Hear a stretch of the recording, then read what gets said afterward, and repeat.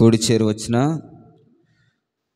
దేవుని పిల్లలందరికీ నా హృదయపూర్వకమైన వందనాలు చెల్లిస్తూ ఉన్నాను. దేవుడు మిమ్మల్ని అందరినీ దీవించును గాక. ఆమెన్. వాక్యం చెప్పుకుందామా? సాక్ష్యం చెప్పనా?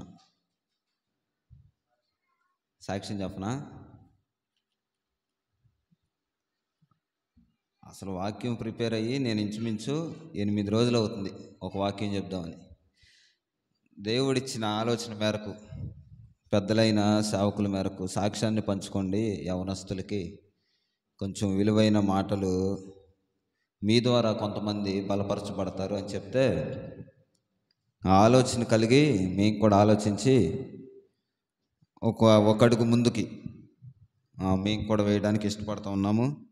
అయితే సాక్ష్యం చెప్పే ముందు కూడా దేవుని లేఖనానుసారంగా చెప్తే దానికి విలువ, లేకపోతే అవి మన సొంత మాటలు, సొంత ఆలోచనలు అయిపోతాయి. కనుక కొద్దిసేపు సాక్ష్యాన్ని నేను పంచుకుంటాను. అయితే ఒక లేఖనం చూపించి నేను చెప్తాను. 2 కొరింథీ పత్రిక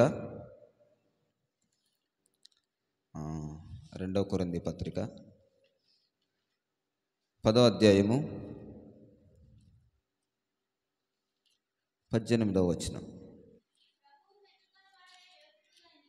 ప్రభువు మెచ్చుకునివాడే యోగ్యుడు గాని తన్ను తాను మెచ్చుకునేవాడు యోగ్యుడు కాడు. ఎవరు మెచ్చుకోవాలంట మనల్ని? ప్రభువు మెచ్చుకోవాలంట. ఈ లోకంలో చాలామంది చాలా రకాలుగా మెచ్చుకునేవారు ఉంటారు.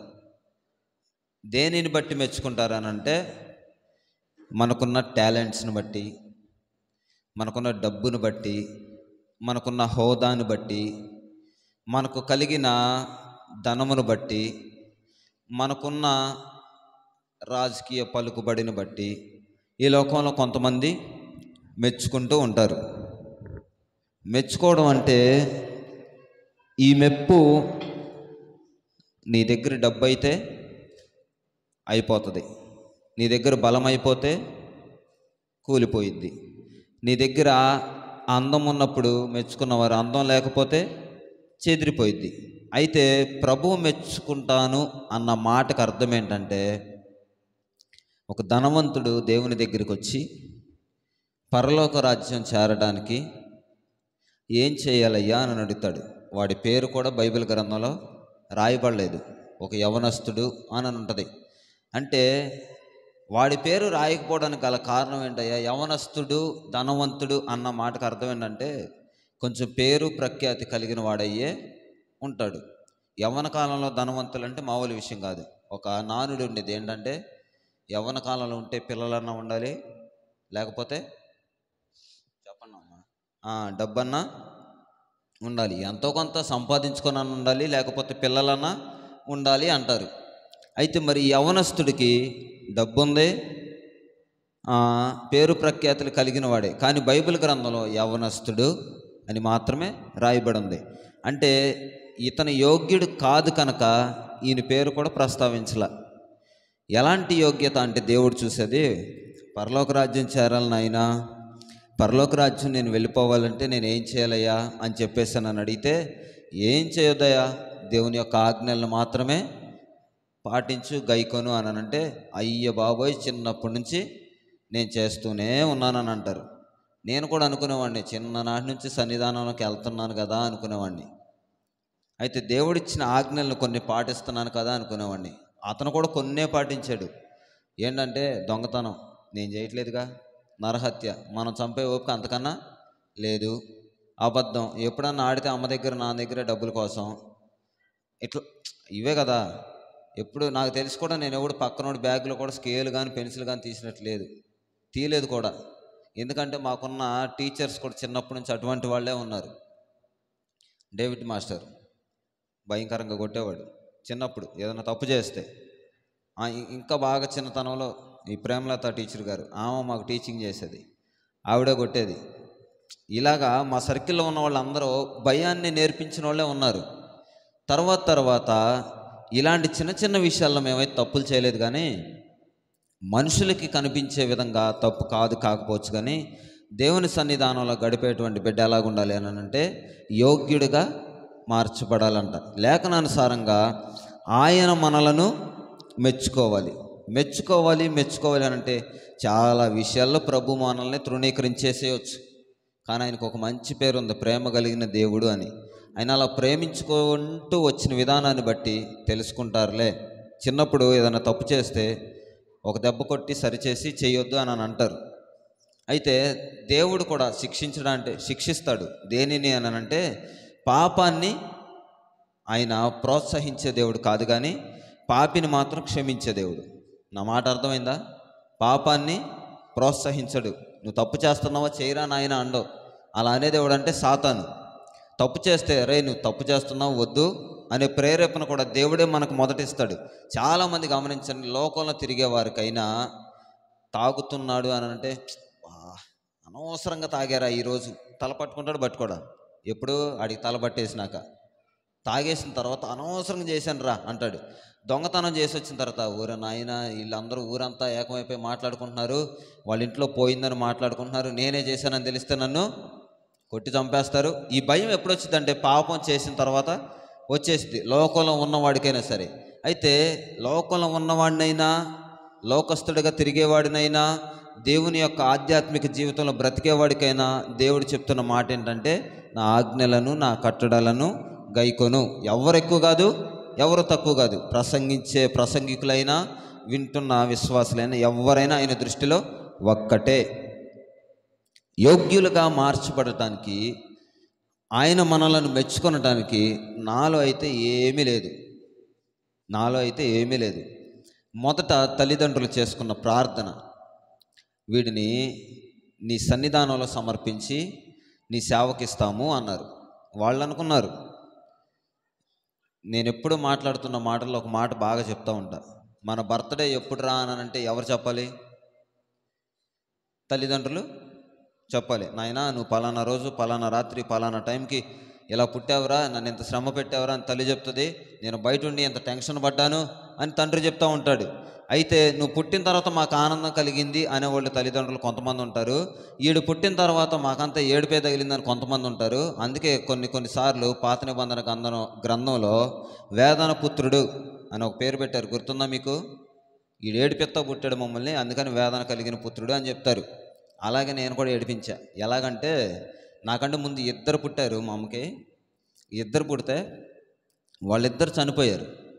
వాళ్ళిద్దరు ఎలా ఉంటారంటే మన బియ్యలలాగా ఎర్రగుంటారంట. అంత ఎర్రగున్న పిల్లలు పోయి ఇంత నల్లగున్న నేను పుడితే సగం ఏడుపు వచ్చింది. సరే వచ్చింది, వీడేమన్నా సరిగా పుట్టాడా అంటే సరిగా కూడా పుట్టలేదు. అలా అని చెప్పి ఇంకొంచెం ఏడ్చుకొని మా చిన్నమ్మకి లేక మా అమ్మకు కూడా మనోవేదన ఎక్కువైపోయి పక్క తిరిగింది. పాలు ఇవ్వలేదంట గంట సేపు. ఎలాంటి వాడినా నేను అడిగింది, మగపిల్లడు కావాలని చెప్పేసి అని అన్నాం, కానీ ఇలాంటి వాడు పుడితే మాకెందుకు, అయినా దేవునికి ఇస్తానని చెప్పాంగా మేము, ఇలాంటి వాడు దేవుడు కోరుకున్నాడా అని చెప్పేసి వాళ్ళు అనుకొని, సరేలే అందరూ వచ్చి ఒరే ఈడేదో వెరైటీగా పుట్టాడంట, ఆ పిల్లోడు సరిగ్గా బాగలేదంట అని చెప్పి అందరూ వచ్చి చూశారంట. నాకేం తెలియదండి, మా అమ్మోళ్ళు చెప్తున్నా, అసలు సాక్ష్యం ముందు చెప్తా. వాళ్ళు వచ్చి అందరూ ఒక చనిపోయిన మనిషి ఇంటికి వచ్చినట్లు, లేకపోతే ఒక రౌడీ షీటర్ ఇంటికి వచ్చినట్లు అందరూ వచ్చి చూసి వెళ్ళిపోతూ ఉన్నారు. పిల్లోడు కొంచెం అంగవైకల్యంగా పుట్టాడు, అవలక్షణాలతో పుట్టాడు అని చెప్పేసి అనుకున్నారు. అయితే చాలామంది పల్లెటూరులో ఉంటాయి కదా, సూర్యగ్రహణం, చంద్రగ్రహణం, నక్షత్ర గ్రహణం, భూగ్రహణం ఇవన్నీ చెప్తుంటారు కదా. ఈ గ్రహణాల్లో గ్రహణం తగిలింది అన్నారు. మరి ఆ గ్రహణం ఏడకపోయిందో అర్థం కావట్లేదు, తగిలింది నాకు. అలా అని చెప్పేసి కొంచెం మా అమ్మకి ఏవో చెప్పారు. మా నాన్న అయితే విని వదిలేసేస్తాడు అనుకుంటాం, కానీ మనసులో ఎక్కువగా పెట్టుకుంటాడు మా నాన్నే. అలాంటి విషయాల్లో సూర్యగ్రహణం రోజు వంకాయలు కోసావు, దోసకాయలు కోసావు, అందుకే ఇట్లా జరిగింది, అది ఇది అన్నారంట. సరే, ఏది ఏమైనా దేవుని చిత్తం లేనిదే ఏ బిడ్డ పుట్టడు. ఈ రోజుల్లో పిల్లలు లేని వారు ఎంతోమంది. ఈ రోజుల్లో ఒక బిడ్డ పుట్టడానికి వాళ్ళు ఏడ్చే ఏడుపు, వాళ్ళు పడే ప్రయాస, వాళ్ళు అనుభవించే నిందలు వారి మనసులకే తెలుసు. నాకు తెలిసిన నా స్నేహితురాలు ఉంది. స్నేహితురాలని కాదు కానీ నా చెల్లి అన్నయ్య అంటది నన్ను. నా క్లాస్మేటే కానీ అన్నయ్య అంటది.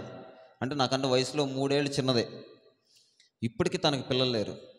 నాకు ఫోన్ చేసి అంటది, అన్నయ్య నిన్నగాక మొన్న 13వ తారీఖున ఒక సీమంతం ఫంక్షన్కి వెళ్ళాల్సి వచ్చి పిలిచారు, వెళ్ళలేకపోయాను అన్నయ్య అంది. ఏమ్మా బాగాలేదా అని అంటే, లేదన్నయ్య నాకు పిల్లలు లేరు కదా, వెళ్తే నిందలు అవమానాలు కలిగిన మాటలు అంటుంటే నా మనస్సు నొచ్చుకుంటుంది అన్నయ్య, ఏడుపు వస్తుంది.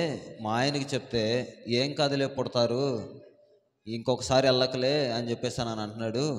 వెళ్ళకపోతే ఒక బాధ, అంటే వాళ్ళన్న చూస్తే నాకు దేవుడు ఇస్తాడేమో అనిపిస్తుంది, వెళ్తే నిందలు అవమానాలు అని చెప్పేసి అమ్మాయి చెప్తుంటే నా కళ్ళంట నీళ్ళు వచ్చినాయి. మొన్న రీసెంట్గా 2 days బ్యాక్ తమ్ముడు నాకు ఒక వాగ్దానం పెట్టాడు. ఏంటంటే, ఎవడ బాధ ఆడి హృదయానికే తెలుసు అన్నయ్య, నీకు తెలుసా అన్నాడు. అంటే వాక్యానుసారంగా లేఖనం పెట్టి నీకేం తెలుసు అన్నయ్య నా బాధ అన్నాడు. నిజమే, ఆ అమ్మాయి పడే బాధ ఎవరికి తెలియదు. భర్త కూడా ఏమంటాడనంటే 10 నిమిషాలు బయట తిరిగేసి వస్తే తర్వాత ఏం కాదులమ్మా అని బుచ్చగిస్తాడు. కానీ స్త్రీకి ఎలా ఉండిద్దంటే ఆ మనోవేదన ఎక్కువైపోయి హన్న కూడా అంటది కదా, ఏమొద్దయ్యా నాకు ఒక మగపిల్లని నువ్వు నీ సన్నిధానంలో విడిచిపెడతాను అని చెప్పేసి ఆమె బహుగా రోధించిందంట. ఆమె రోదన దేవుడు విన్నాడు. అలాగే వీళ్ళు కూడా ప్రార్థన చేసుకుంటే దేవుడు నన్ను ఇచ్చాడు. ఇచ్చిన నన్ను ఎలాగ పెంచాలి? హన్నాగా అలాగ విడిచిపెట్టిందా? విడిచిపెట్టలా. నన్ను పెంచారు. ఎలా పెంచారు అని అంటే 5వ తరగతి వరకు వాళ్ళకు నచ్చిన బాటలో నడిపించారు. ఎలా అంటే వాళ్ళు నేర్చుకున్న యొక్క భక్తిలోకి నన్ను తీసుకెళ్లారు. నేను అదే నిజమైన భక్తి కాబోలు అనుకున్నా. దేవుడు త్వరగా వాళ్ళ మనోనేత్రాలు తెరిచి ఒక సంఘానికి మళ్ళీ నడిపించాడు. అక్కడ ఒక పాత్రగా వీళ్ళని ఎన్నుకున్న తర్వాత నన్ను తీసుకెళ్లారు. ఎగ్జాక్ట్గా 11వ సంవత్సరం, నాకు 11వ సంవత్సరం, 6వ తరగతి. 6వ తరగతిలో ఇక్కడి నుంచి ఆగిరిపల్లి వెళ్ళేవాడిని. 5 రూపాయలు ఛార్జీ. శోభనాపురం రోడ్డు మీకు ఐడియా ఉండే ఉంటుంది. ఇంచుమించు నేను 16 ఏళ్ళు శోభనాపురం రోడ్లో సర్వీస్ చేశా. రోడ్డు సూపర్గా ఉంటుంది ఇప్పుడు కూడా. అలాంటి ఆటోలో నేను వెళ్ళొచ్చేవాడిని. 11 ఏళ్ళకి ఆగిరిపల్లిలో ఆటో దిగి ఇంచుమించు 3 కిలోమీటర్లు నడుచుకుంటూ చర్చికి వెళ్ళి అక్కడ పరిచర్య నేర్చుకున్నా. డ్రమ్ము కొట్టడం స్టార్ట్ అయింది. డ్రమ్ము కొట్టడం స్టార్ట్ అయిన దగ్గర నుంచి దేవుని కృపను బట్టి ఇప్పటికీ ఇరగబాదేస్తా డమ్మునైతే. అంత కృపనిచ్చాడు దేవుడు. హల్లెలూయా. అలాంటి కృప పొందుకున్న నేను రోజు రోజుకి భక్తి జీవితంలో ఎదుగుతున్నాను అనుకున్నాను, కానీ పరిచర్యలో ఎదిగాను అంతే. అర్థమైంది నేను చెప్పిన మాట? భక్తి జీవితంలో ఎదిగాను అనుకున్నాను అంతే. పరిచర్యలో ఎదిగా, భక్తిలో ఎదగల. దైవ సేవకులు చెప్పే మాటలు తప్ప కాదు, దైవ సేవకులు నేర్పించే మాటలు తప్ప కాదు. వాళ్ళు నేర్పేవన్నీ దైవ చిత్తానుసారంగా వింటున్నా, విడిచిపెడుతున్నా. సంసోను కూడా, వద్దు బాబు, నువ్వు నాజీరు చేయబడిన వాడివి, ప్రత్యేకించబడిన వాడివి, నువ్వు ఎవరితో కలవకూడదు, నువ్వు శవాలను ముట్టకూడదు, ఇలాంటి కొన్ని ప్రత్యేకతలు దేవుడు ఆయనకి చిన్ననాటి నుంచి తల్లిదండ్రులకు చెప్పారు. ఎప్పుడు? గర్భంలో ఉన్నప్పుడే. అలాగ వచ్చిన ఆయన పెంచబడినప్పుడు బాగున్నాడు, దేవుని శక్తిని పొందుకున్నంత వరకు బాగున్నాడు, ఫిలిస్తీన్లతో యుద్ధం చేసినంతసేపు బాగున్నాడు, నక్కల తోకలు ముడివేసినప్పుడు బాగున్నాడు, 1000 మందిని ఆ యొక్క గాడిద ఎముకతో చంపినప్పుడు బాగున్నాడు. ఎప్పుడైతే ఒక స్త్రీ, గమనించారా, ఎప్పుడైతే ఒక స్త్రీ తనను ఆకట్టుకోవడానికి ప్రయత్నించిందో తన వలలో పడిపోయాడు. నాకు కూడా వచ్చింది వయసు 2012 యుగాంతం చచ్చిపోతారు అందరూ అన్నారు. అప్పుడు నేను 9th క్లాస్ అనుకుంటా, 9th క్లాస్. అందరూ చచ్చిపోతారంటే అప్పుడు ఆగిరిపల్లిలో ఉన్నాం. భయంకరమైన వడగండ్లు, వర్షం. మేము ఉన్నది అప్పుడు చర్చ్ లేదు అక్కడ, అద్దింట్లో జరిగేది. ఇంతలావు, మీకు 5 రూపాయల గోళీలు తెలుసా? అంతంతలావు వడగండ్లు, వర్షం పడింది భయంకరంగా. నేను అనుకున్నా, నాకు చిన్నప్పుడు ఉరుములు మెరుపులు వస్తే స్తోత్రమే, అంత భయం నాకు. ఇంకోటి 2 వర్షం వస్తే అడుగు బయట పెట్టడానికి చెడ్డ చిరాకు. అలాంటి సిచ్యువేషన్లో ఇంటి దగ్గర లేను, తల్లిదండ్రుల దగ్గర లేను, మనకు అసలే మనేదంటూ అసలు ఉండదు. వీళ్ళకేమో మనేది ఎక్కువ. ఈడేళ్ళేమో వారం రోజులు పైన అవుతుంది, పైగా వేసవకాలం, సెలవులు ఇచ్చారు, కూటాల్లో తిరుగుతూ ఉన్నాను. భయంకరంగా వర్షం పడుతుంటే దేవునికి స్తోత్రం కలిగిన మాట ఏంటంటే, అక్కడ సేవకునికి పిల్లలు లేరు. అక్కడ అప్పుడు పరిచర్య చేస్తున్న సేవకునికి పిల్లలు లేరు. ఒక ఆయన వచ్చేసి పరిస్థితి చాలా గడ్డు పరిస్థితిగా ఉంటే పరిచర్యలో ముందు కొనసాగించబడడానికి సేవకుడు నానా తంటాలు పడుతూ గంజి తాగుతున్న పరిస్థితి. అక్కడ సేవ సంఘం లేదా? ఉంది. గుప్పిళ్ళు విప్పేవారు ఉన్నారా? దేవునికి సేవకునికే తెలియాలి. అలాంటి పరిస్థితుల్లో నాకు దొండకాయ ఫ్రై చేసి పాశ్రమ్ గారు అన్నం పెట్టి వాళ్ళిద్దరు గంజి తాగుతుంటే కళ్ళారు చూసిన వ్యక్తిని నేను. అక్కడుండి కూడా నేను ఏం చేశాను తెలుసా? భక్తి జీవితాన్ని అక్కడి వరకే నేర్చుకొని తిన్నదాన్ని మర్చిపోయారు అంటారు కదా, మళ్ళీ వెంటనే పరిచర్యకి వెళ్తున్నానే తప్ప భక్తి నేర్చుకోవట్లా. నేను అనేది ఏంటంటే ద్రోహం సేవకులకి నేనేం చేయలే, సంఘానికి నేనేం చేయలే, పరిచర్య నేర్చుకుంటున్నాను కానీ భక్తి నేర్చుకోవట్లా. దేవుడు ఏం నేర్పుతున్నాడు? వాళ్ళంత వైరాగ్యం కలిగి వారి కుటుంబాలను విడిచిపెట్టి ఆస్తులను విడిచిపెట్టి ఎక్కడో ఎవరో తెలియని రక్త సంబంధికు లేని ప్రదేశానికి వచ్చి వాళ్ళంత పరిచర్య చేస్తూ కడుపు కట్టుకొని కాళ్ళు కడుపులో పెట్టుకొని గంజినీళ్ళు తాగుతూ నీకు ఆహారం పెడితే నువ్వేం నేర్చుకున్నావు అనంటే ఏం నేర్చుకోవాలా? ఎన్ని సంవత్సరాలు విశ్వాసం అంటే ఇప్పుడు తీసేస్తే 16 ఏళ్ళు విశ్వాసం నేను. అప్పుడు 2023 వరకు 16 ఏళ్ళ విశ్వాసిని ఏం నేర్చుకున్నారంటే ఆదికాండంలో 1వ అధ్యాయం 1వ వచనం కూడా రాదు మనకి. చిన్నప్పుడు బాగా నేర్పేది ఏంటంటే కంఠస్థ వాక్యాలు. కీర్తనల గ్రంథం 1వ అధ్యాయం 1వ వచనం ఆడెక్కడుంటాడంటే నీటి కాలువలో ఎవరినో నాటుబడిన ఆకు వాడికి అది మాత్రం కంఠస్థం చెప్పమంటే బాగా చెప్తాం. అదొకటే తెలుసు. ఎందుకంటే అది కూడా ఎక్కడ ఆయా సందర్భాల్లో చెప్తే విని నేర్చుకున్నదే కానీ బైబిల్ చదివినోడిని అయితే కాదు. నేను మరలా చెప్తున్నా, డ్రమ్ము కొట్టమంటే ఇరగబాదేసేవాడిని. వచ్చిన ప్రతి పాస్టరు హోసన్న మినిస్ట్రీస్లో ఉన్న వారందరూ మ్యాక్సిమం నా గురించి తెలిసిన వాళ్ళందరూ డ్రమ్ము చావ కొడతాడన్నా అనేవాళ్ళు అంతే. అలా కొట్టేవాడిని. ఎందుకంటే అదొక్కటే నేర్చుకున్నా. అది కూడా దేవునికి మహిమార్థం అంటే నా ఎచ్చుకు తప్ప. నిజం చెప్తున్నా, దేవుని సన్నిధానంలో నిలబడి మాట్లాడితే ఇలాగ ఉంటాయి. నా ఎచ్చుకు తప్ప దేవుడు మహిమ పొందాడో లేదని దేవునికే తెలియాలి. ఎప్పుడైతే నా హృదయాన్ని నేను 2015లో దేవునికి ఇచ్చానో, 2015లో ఇచ్చి 2019 వరకు కూడా మచ్చ మడత డాగు లేకుండా బ్రతికిన వ్యక్తిని నేను. 4 ఏళ్ళు చాలా నిష్టగా. ఎలా నిష్ట అంటే ఒక 40 రోజుల దీక్ష తీసుకున్న వాళ్ళు ఎంత నిష్టగా ఉంటారో 4 ఏళ్ళు అబద్ధం ఆడటానికి కూడా ఇష్టపడలే నేను. కొన్ని సందర్భాల్లో 10th క్లాస్ అయిపోయింది, మా నాన్న నన్ను చేయి విడిచిపెట్టాడు. ఎట్లా అంటే నా అంత అయిపోయాడు నా కొడుకు, నేను కొట్టకూడదు తిట్టకూడదానని. ఇక్కడి నుంచి నేనేం చేశానంటే ఇంటర్మీడియట్కి వెళ్ళా. మనోడి సినిమా రిలీజ్ అయింది, బాహుబలి. అప్పటి వరకు మనకి హాల్ ముఖం కానీ గేట్ ఎంట్రన్స్ కానీ మనకు తెలీదు. నాతో పాటు నేను చాలాసార్లు చెప్తూ ఉంటా, పాపానికి చేయడానికి మనం ఇష్టపడితే గుంపుగా తీసుకెళ్లే వాళ్ళు కొంతమంది ఉంటారని. అలాగే నా చుట్టూ నా ఫ్రెండ్స్ నన్ను తీసుకెళ్లారు. ఎక్కడ కూర్చోవాలో తెలీదు, ఎక్కడ టికెట్ తీసుకోవాలో తెలీదు, ఏ సీటో తెలీదు, ఎంట్రన్స్ ఏటో తెలీదు, ఎగ్జిట్ ఏటో తెలీదు. అలాంటి పరిస్థితులు అన్నీ నేర్చుకున్నాం. బాహుబలి ఫస్ట్ షోకి వెళ్ళి 11ంటికి అటెండెన్స్ అయిపోయింది. టాయిలెట్కి దాన్ని ఏమంటారు, దాన్ని ఏమంటారు, టాయిలెట్కి రిలీజ్ చేసేటప్పుడు ఏమంటారు, ఇంటర్వెల్. వినిపించలేదు. ఇంటర్వెల్ సమయానికి బయటకు వచ్చేసి కాలేజ్ బంకు కొట్టి వెళ్ళిపోయాం. 11ంటికి షో కదా, మరలా అక్కడే లంచ్ బాక్స్ కూడా తీసుకొని వెళ్ళిపోయాం. లోపలే తినేసి మరలా ఎవడెత్తాడు, టికెట్కే డబ్బులు లేవు, మళ్ళీ తింటాకి ఎవడెత్తాడని చెప్పి లంచ్ బాక్స్ అక్కడే ప్రిపేర్ చేసుకున్న తినేసి సినిమా అంతా చూసి మరలా ఎన్నింటికి వచ్చాం తెలుసా? 2ంటికి బయటకు వచ్చాం.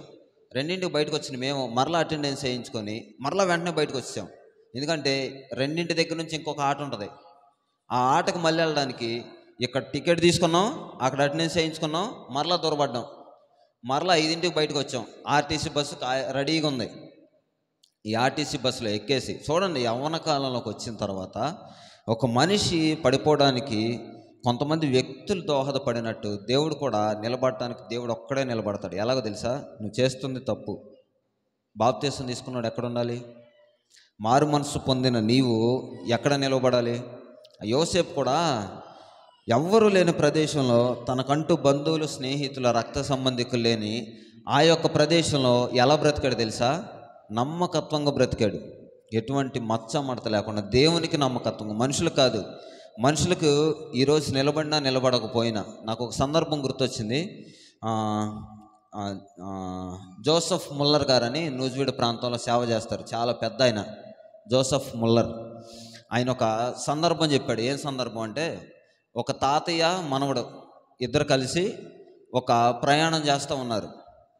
ఆ ప్రయాణం ఎలాంటి ప్రయాణం అంటే, గాడిద మీద ప్రయాణం చేయాలి.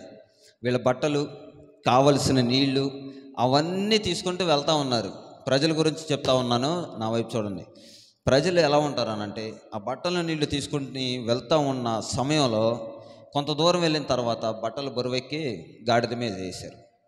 గాడిద మీద వేసి కొంత దూరం నడిచిన తర్వాత అలసట వచ్చిందని చెప్పి మనవన్నే తాతయ్య ఏం చేశాడంటే గాడిద ఎక్కించాడు.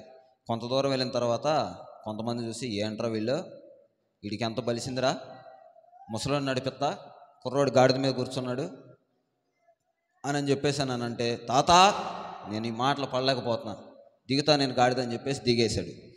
దిగేసిన తర్వాత మరికొంత దూరం వెళ్ళిన తర్వాత తాతయ్యని ఎక్కించాడు. తాతయ్య ఎవడ పడతాడు, నన్ను మాట అంటున్నారు, నేను ఈ మాట పడలేను, నువ్వే కూర్చో, నేను నడుస్తా, నాకేమన్నా నేనేమన్నా ముసలోన్నా, నేను యవనస్తుని అని చెప్పేసి ముసలోని కూర్చోబెట్టారు. కొంచెం దూరం వెళ్ళిన తర్వాత ఇంకొక గుంపు, అరే కుర్రోడిని నడిపించేస్తున్నాడు, చిన్న కుర్రోడిని, ఎత్తుకొచ్చినంత వయసు వచ్చింది, ఈయన ఎక్కి కూర్చోకపోతే ఏమైంది, ఆ నెక్కించవచ్చుగా అన్నారంట. ఈయనకి రక్తం ఊడికిపోయిందంట. ఎవరికే? ముసలాయనకి. ఓరరే నువ్వెక్కరా నాయనా, ఎందుకు లేరా బాబు అని అంటే, లేదు తాత, ఇందాక నేను ఎక్కితే నన్ను అన్నారు, ఇప్పుడు నువ్వెక్కితే నిన్ను అన్నారు, మన ఇద్దరు ఎక్కుదాం అన్నారంట. సరే కదా, వీళ్ళిద్దరు ఎక్కి కొంత దూరం ప్రయాణం చేసిన తర్వాత ఎద్దులు ఉన్నట్టుండి గాడిదని చంపేస్తున్నారా. ఇద్దరు కూర్చోపోతే ఒకళ్ళ తర్వాత ఒకళ్ళు వెళ్ళొచ్చుగా అన్నారంట. ఎవరో? ప్రజలే. సరే ఈ ఇబ్బంది ఎందుకులే అని చెప్పేసి ఇద్దరు గాడిద మీద దిగేసి మరలా నడుచుకుంటూ వెళ్తూ ఉన్నారు. అది వీళ్ళు ఎంత తెలివి తక్కువ వాళ్ళరా, గాడిదని పెట్టుకొని నడుచుకుంటూ వెళ్తున్నారు. మొదట ఎక్కెళ్తేనేమో చిన్న కుర్రోడిని ఎక్కిచ్చారు, ముసలోని నడిపించారు అని అన్నారు. రెండోసారిగా పెద్దోడిని ఎక్కించి చిన్న కుర్రోడిని నడిపిస్తున్నారేంట్రా అన్నారు. మూడోసారిగా ఇద్దరు ఎక్కితే గాడిదని చంపేస్తున్నారేంట్రా అన్నారు. నాలుగోసారి గారి గాడిద ఉంచుకొని తెలివి తక్కువ వాళ్ళగా నడుచుకుంటూ వెళ్తున్నారేంట్రా అన్నారు. ప్రజలకు మనం ఎప్పుడు ఏది ఎలాగ చేసినా వాళ్ళ కన్ను దృష్టిలో మనం మెప్పించలేము, మెచ్చుకోలేరు. వాళ్ళు మెచ్చుకునే పద్ధతి ఒకటే, నాకు కలిగింది నీకు ఇచ్చాను అని అంటే నీకు పొర్ల దండాలు పెడతారు, నమస్కారం చేస్తారు. నాకు ఉన్న దానిలో నీకు ఇస్తే విలువ, ఇవ్వకపోతే ఎన్ని మాటలు అంటారు. అలాగే నాకు కూడా నా స్నేహితులు, నా దగ్గర డబ్బులు బాగున్నాయి, అప్పుడు కోతలకు వెళ్ళిన డబ్బులు ₹10 ఇచ్చాడు కదా ఇంట్లో. నాకు నా బట్టలకి సంవత్సరానికి ఒక బ్యాగు, మరి సోకు ఎక్కువ మనకి, కింద వరకు వదిలేసి ఈ తొంటెల వరకు వదిలేసి ఎట్ట కొట్టుకొని నడిచేవాడిని. అన్ని సోకులున్నా దేవుడిచ్చిన కృపను బట్టి కుటుంబంలోకి ఏం కావాలో మళ్ళీ అవి తీసుకొచ్చేవాడిని, కూరగాయలు తీసుకొచ్చేవాడిని. సిగ్గు ఎక్కువ కదా, మళ్ళీ బ్యాగ్లోనే పెట్టుకొని. అన్నీ ఉన్నాయి, దేవుని భయం ఉంది, దెయ్యపు చేష్టలు ఉన్నాయి. ఇలా చేసుకుంటూ సినిమాలకు అలవాటు పడ్డ నాకు ఇక రాకూడదు వచ్చేసింది. ఏంటది? రెడ్ సింబల్, లవ్ అనేది వచ్చేసింది. ఇంకా మనకు మామూలుగానే మన ఎచ్చులు చూసి, మన బడాయిలు చూసి సాతానుగాడు దెబ్బ కొడితే, ఈ దెబ్బ మీద దెబ్బ ఇంకొక దెబ్బ తగిలింది. ఆ లవ్ అనే మాయలో పడిపోయిన నేను, కూరుకుపోయిన నేను, డిగ్రీ ఫస్ట్ ఇయర్ వచ్చేసరికి నేను ఎక్కడన్నా సబ్జెక్టులు ఫెయిల్ అయ్యానంటే ఏ సబ్జెక్టు ఫెయిల్ అవ్వాల. మా నాన్న భయం నాకు కొంత ఉంటే, మా అర్లప్ప మావయ్య భయం కొంత ఉంటే, చదువు మీద ఇంట్రెస్ట్ ఒక 50% ఉండేది ఖచ్చితంగా. ఇలాగ చేస్తున్న నాకు లోకానుసారంగా ఐ లవ్ యూ అనే పదం చెవిన పడింది. నేను కూడా ఐ టూ చెప్పేసిన తర్వాత చేయకూడని పని చేసేసాము, దీన్ని ఎలా సరిదిద్దుకోవాలరా బాబు అని అనుకునే స్థితిగతి లేని సమయంలో కొంతమంది నానా రకాలుగా మాట్లాడుకున్నా, ఎందుకంటే వాళ్ళకి తెలియదు కదా. కొంతమంది నానా విధాలుగా చెప్పుకున్నా, కొంతమంది మంచిదేలే అనుకున్నా, ఏది ఏమైనా అది మెడకి గురైనట్లు గుర్తుంది. ఎందుకనంటే దేవుని చిత్తం కాదు, దేవుని చిత్తాన్ని వెతకాలి. కొన్ని సమయాల్లో కదా, అన్ని సమయాల్లో దేవుని చిత్తాన్ని వెతకాలి. అయితే నేను యోగ్యుడిగా మార్చబడడానికి గల కారణాన్ని చెప్తున్నా. ఇప్పటి వరకు నేను అలా చేసిన దేవుడు నన్ను క్షమించాడు. ఏ సమయంలోనంటే 2021లో అందరు కరోనా వచ్చి హడావుడికి తిరుగుతూ ఉంటే కుక్కల మీద కనుక ఎలకల మీద కనుక పరిశోధన చేసినట్టు జగన్ మావయ్య మా మీద పరిశోధన చేయించాడు. 3 డోసులు వేయించారు మాకు. కోవాక్సిన్, కోవిషీల్డ్ అట్లా 3 డోసులు వేస్తే ఈ 3 డోసుల తర్వాత కూడా చాలామంది బలహీనపడిన వాళ్ళు ఉన్నారు, దేవుని కృపను బట్టి చనిపోయిన వాళ్ళు ఉన్నారు, బ్రతుకున్న వాళ్ళు కూడా ఉన్నారు. మాకు మాత్రం ఏం కాల.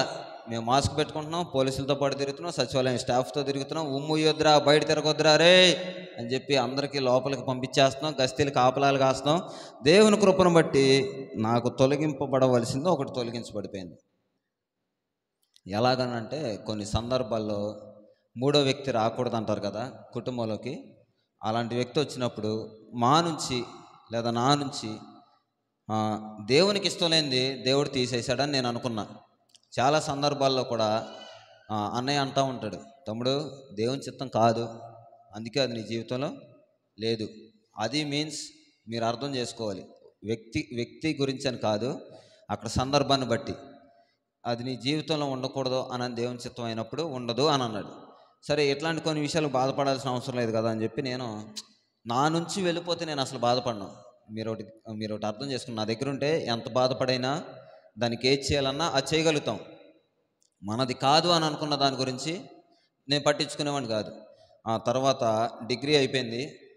3 సంవత్సరాల డిగ్రీ ఏకగ్రీవంగా దేవునికి మహిమ కలిగినట్లుగా చక్కగా రాసి పాస్ అయిపోయా. అందరూ కాలేజీకి వెళ్ళారు, నేను మాత్రం 15 రోజులు చదివా ఒక సెమిస్టర్కి. మిగతా సెమిస్టర్లు కాలేజీకి వెళ్ళా, ఒక సెమిస్టర్కి ఓన్లీ 15 రోజులు మాత్రమే చదివి మంచి మార్కుల చేత డిగ్రీ కూడా నేను పాస్ అయిపోయా. నా చదువుల్లో దేవుడు తోడుకున్నాడు, ఆరోగ్య విషయంలో దేవుడు తోడుకున్నాడు. నేను చెట్టెక్కి కిందకి దిగేంత వరకు కూడా దేవుడు నాకు తోడుకుండేవాడు. మీరు బాగా అడగాలి అని అంటే మన హుస్సేన్ తాతోళ్ళ ఆవిడ కోటమ్మ, పున్నమ్మ, వీళ్ళందరూ నా దగ్గరే కాయలు పట్టేవాళ్ళు, పెద్దోళ్ళు. ఎందుకనంటే మిగతా వాళ్ళు కొంచెం కోతేశాలు చేసేవాళ్ళని, నేను చేసేవాడిని కాదు. కోతల్లో చాలా పైకి వెళ్ళేవాడిని, బాగా కాయ కోత కోసేవాడిని. నా దగ్గరికి వచ్చేవాళ్ళు. ఇప్పటికీ కొత్త ఎదురోళ్ళు నాకు ఇప్పటికీ ఫోన్ చేస్తారు, ఏయా కోస్తున్నావు అది అని. లేదయ్యా అని చెప్తున్నా. అంటే దేవుడు నాకు ఇచ్చిన కృప చెప్తున్నా. దేవుడు నాకు అందరికీ 2 చేతులు ఉన్న వాళ్ళతో పాటు పని చేయగలుగుతున్నా, 2 చేతులు ఉన్న వాళ్ళతో పాటు అన్నీ సాధించగలుగుతున్నా. కానీ ఏంటంటే దేవుని చిత్తాన్ని మాత్రం గుర్తెరగట్లా. సంసోను దేవుని చిత్తాన్ని పొందుకున్నవాడే. అన్నీ పోయిన తర్వాత ఏమంటున్నాడు తెలుసు, ఒక్కసారి నీ బలాన్ని, అంటే ఇప్పటి వరకు ఉన్నది సంసోను బలం కాదా? ఫిలిస్తీన్లు చంపింది సంసోను యొక్క బలం కాదా? ఫిలిస్తీన్లు యొక్క ఆ యొక్క గాడిద దవడ ఎముకతో చంపింది సంసోను కాదా? నక్క తోకలు పట్టుకొని ముడేశాడంట, ఒక నక్కే దొరకదు.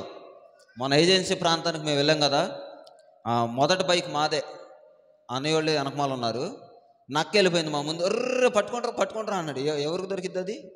ఒక పాస్కర్ అంటున్నారు, పట్టుకుంటారా అంటున్నారు. ఏంటంటే ఒక నక్క దొరకదు. దేవుని శక్తి ద్వారా సంసోను నక్కల తోకలు ముడేశాడంట, ఒకదాని తోక ఒకటి. నేను కూడా నా బలం ఉన్నంతసేపు, అయితే దేవుడు నా బలం మీద దెబ్బ కొడితే అవుటే. కొంతమంది బలం మీద కొడతాడు, నాకైతే బలం మీద కొట్టలేదు, కానీ నాకు ఇష్టమైన వ్యక్తుల మీద కొట్టాడు. మా చెల్లి, నా చిన్న చెల్లి, మా నాన్న, వీళ్ళ ఆరోగ్య పరిస్థితులు ఏమీ బాగలేదు. ఇంట్లో పరిస్థితులు, తండ్రి సంపాదన ఆగిపోతే చాలా కష్టంగా ఉంటుంది. ఆయన సంపాదన కొంచెం ఆగిపోయింది. 2016 నుంచి నేను సౌండ్ సిస్టమ్ పెట్టడం, బయటికి వెళ్ళడం, సినిమా పాటలు పెట్టడం, ఇవన్నీ ప్రోగ్రామ్స్కి వెళ్ళడం చేశాను కనుక కొంచెం పోషణ సాగించబడుతూ ఉంది. అలాంటి సందర్భాల్లో నిదానంగా లోకంలో జారిపోయింది నేను. మరలా 2022లో 21 నుంచి 22 వరకు నేను స్టిఫ్గా ఉంటే 23లో మళ్ళీ ఒక దేవదూత వచ్చింది. ఆ దేవదూత చేసిన పనికి దేవుని కృపను బట్టి ఇక్కడ నిలబడ్డా. ఏంటంటే కొంతమంది పడేస్తారు, కొంతమంది నిలబెడతాడు. కానీ వాళ్ళని వాడుకున్నది ఎవరు? దేవుడే. ఆ మాట ఒక సేవకుని ద్వారా బలపరచబడి ఒక వారం రోజులు ఆయన నాకు గైడెన్స్ ఇస్తూ, ప్రార్థన చేస్తూ, ఇంటి దగ్గర ఉండొద్దు, మనిషి ఒంటరిగా ఉంటే మంచిది కాదు అని చెప్పి కొన్ని మాటలు చెప్పుకుంటూ వచ్చారు. ఏది ఏమైనా కొంతమంది దూరమైన, కొంతమందిని దగ్గర చేసిన అది దేవుడు మాత్రమే దగ్గర చేశాడు. ఎందుకు దగ్గర చేశాడు అనంటే ఇప్పుడు చూడండి, 2 కొరింథీ పత్రిక 10వ అధ్యాయము 18వ వచనం, కొంచెం గట్టిగా చదవండి.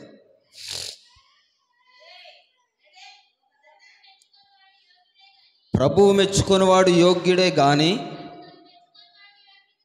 ప్రభువు మెచ్చుకునేవాడు మాత్రమే యోగ్యుడు. ఈ యోగ్యత కలిగి నిలవబడ్డానికి గల కారణం ప్రభువు నన్ను మెచ్చుకున్నాడు. కాలేబన్నే మెచ్చుకుంటే తెల్లారికి చిరాకు వచ్చింది. ఏం తమ్ముడు పిలిచినప్పుడు రావు, ఇలాగా ఏ మనిషికైనా కోపం వచ్చింది. ఆయన పద్దాకు పిలిచినప్పుడు వచ్చాను అనుకో తేలికవుతా, ఏంట్రా బాబు వీడు పద్దాకు వస్తున్నాడు, పిలిచినప్పుడు ఎంత ఖాళీయా అనుకుంటాడు, అంతే కదా. కానీ ప్రభు మెచ్చుకున్నాడు అనుకో ప్రతి క్షణం ఆయన యొక్క పనిని ఆయన నిర్వర్తించుకుంటూ వస్తాడు. నేను ఒక్క 5 నిమిషాలు నేను చెప్పి ముగించేస్తాను ఆ సాక్ష్యాన్ని. అయితే ఇలాగ ప్రభు మెచ్చుకున్న తర్వాత నేను ఇక్కడ నిలబడిన తర్వాత మొదట ఇక్కడ మంగళవారం ఒక్క మెసేజ్ చెప్పాను నేను. మెసేజ్ చెప్పిన తర్వాత నా తర్వాత తమ్ముడు తర్వాత సండే వచ్చింది. సండే నాకు అన్నయ్య శుక్రవారం అన్నయ్య నాకు ఫోన్ చేశాడు, తమ్ముడు పలానా చోటుకి వెళ్ళాలి, వాక్యం చెప్పాలి, వెళ్తావా? తమ్ముడైతే చిన్నడు కదా, నువ్వు వెళ్ళగలుగుతావా అని అంటే వెళ్తాననే అన్న. అసలు చూడండి, నా పరిచర్యలు అడుగుపెట్టిన తర్వాత డైరెక్ట్ నీళ్ళల్లో దింపాడు దేవుడు నన్ను. పడవ ప్రయాణం కనుక పౌలుకు పెట్టినట్లు ఈ లోతు నీళ్ళల్లో పాముల మధ్యలో విజయవాడకు భయంకరమైన తుఫాను వరద వచ్చింది. ఆ వరదలో అన్నయ్యోళ్ళు ఆదివారం తెల్లవారుజామున ఉదయాన్నే ప్రార్థనకు వెళ్ళి వచ్చేశారు. తమ్ముడు రోడ్డు సూపర్గా ఉంది, మేము ఉదయాన్నే వెళ్ళేసి వచ్చాం, కానీ మంచు పడుతుందని అన్నాడు అంతే. నేను వెళ్ళేసరికి ఏమైందో తెలుసా, ఈ లోతు నీళ్ళు వచ్చేసినాయి. అప్పటికి ఆగిరిపల్లి వాగు దగ్గర, మల్లిబోయినపల్లి వాగు దగ్గర అది పొంగుతుంది. ఇటు చూస్తే రాజవారం దగ్గర పర్లేదు వెళ్ళొచ్చాను అని అన్నారు. ఇటే ఊరు నర్సింగపాలెం ఇటు వెళ్ళడానికి కూడా మొత్తం రోడ్డు బ్లాక్ అయిపోయిందని అని అంటే నేను నీళ్ళల్లో నుంచి ఆ యొక్క పరిచర్య కొరకు పరిగెత్తుకుంటూ వెళ్ళా. అయితే నాతో పాటు మా బామర్దిని తీసుకుని వెళ్ళా. దేవుని కృప ఏంటంటే ఇంచుమించు 2 కిలోమీటర్లు ఈ లోతు నీళ్ళల్లో మా బండి మీద పాము ఉంది. పాపం మా వాడిని మెచ్చుకోవచ్చు, అనయా ఏది ఏమైనా నువ్వు వెళ్ళాల్సిందే, నేను వెళ్ళిపోతా ఏదో ఒక విధంగానే అన్నాడు. సరే కదా అని మేము స్టార్ట్ అయ్యి ముందుకెళ్ళాం. ఇంకొక విషయం ఏంటంటే ఆ రోజుల్లోనే మేము వైజాగ్ వెళ్ళాలి. ఆ రోజు నైట్కి అన్నయ్యకేం ఫుల్ జ్వరం వచ్చేసి ఫీవర్ వచ్చేసింది. వాళ్ళు చాలా ఇబ్బందులు పడుకుంటూ అక్కడికి వచ్చేసారు మచిలీపట్నానికి. ఆ రోజు నేను ప్రసంగం చేస్తే దేవుని కృపను బట్టి వాళ్ళందరూ ఏడ్చుకుంటూ ప్రార్థన చేస్తుంటే నాకు అప్పుడు అనిపించింది దేవుడు యోగ్యుడిగా నన్ను మార్చాడని. దేవుని చిత్తం. నేను ఇక్కడి నుంచి అక్కడికి వెళ్ళి ఆ రోజు ఒక ప్రసంగం చేసి వచ్చా. ఇంచుమించు 16 ప్రసంగాలు బయట చేయించాడు దేవుడు. హల్లెలూయా. బయట 16 ప్రసంగాలు. నేను ఎవరికి తెలియదు, ఒక్క హోసన్న మినిస్ట్రీస్ సేవకులకి తప్ప, నేను ఎవరికి తెలియదు, హోసన్న మినిస్ట్రీస్ విశ్వాసులకు తప్ప. ఆగిరిపల్లి మండలంలో మేము కూడికి పెట్టిన ప్రతి చోట నవీన్ అంటే బాగా తెలుసు. అయితే దేవుడికి మాత్రం నేను యోగ్యుడను కాను. ఆయన నన్ను మెచ్చుకోలేదు అప్పటి వరకు. అయితే దేవుడు నన్ను మెచ్చుకున్న తర్వాత ఈ రీతిగా నన్ను వాడుకున్నాడు. మీకు ఒక రెఫరెన్స్ చూపిస్తాను చూడండి. మత్తయి సువార్త 8వ అధ్యాయము 8వ వచనం మరియు 10వ వచనం. త్వరగా తీసిన వాళ్ళు చదివండి. ఆ శతాధిపతి, ప్రభువా నీవు నా ఇంటిలోనికి వచ్చినప్పుడు నేను పాత్రుడను కాను,